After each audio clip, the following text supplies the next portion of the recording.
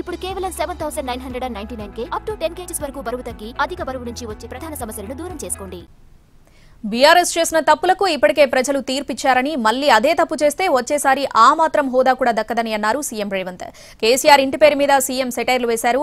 కల్వకుంట్ల కాదు కల్వకుంట చూసే కుటుంబమన్నారు. బీఆర్ఎస్ చేయలేని పని కాంగ్రెస్ చేసిందని అభినందిస్తే కేసీఆర్ పెద్దరికం పెరుగుండేదన్నారు సీఎం రేవంత్.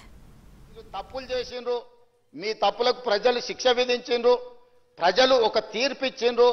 ప్రజలు ఇచ్చిన తీర్పు మేరకు ప్రజాప్రభుత్వం ఏర్పడ్డది. ఈ ప్రజాప్రభుత్వం ప్రజలకిచ్చిన మాట ప్రకారం వాటిని అమలు చేస్తుంది. అమలు చేయడానికి మీరు సహకరించండి. ఒకవేళ మీరు సహకరించము, మీ బుద్ధే మారలేదంటే మళ్ళీ ప్రజలు మళ్ళీ ఒక తీర్పు ఇస్తారు. ఆ హోదా కూడా మిగిలేదు చివరికి. అధ్యక్ష, అది కల్వకుంట్ల కాదు అధ్యక్ష, కల్వకుండా ఉంచడం అన్నమాట. ఎవ్వరు కల్వకుంట ఉండాలి.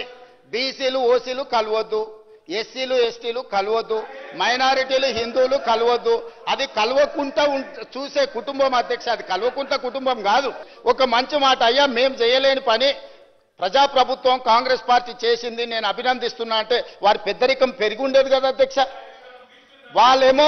వారేమో రారు, ఇక వచ్చిన ఆయననేమో గిట్లున్నాడు. ఎట్లున్నాడో మీకే కనిపిస్తుంది ఆ పైనుంచి.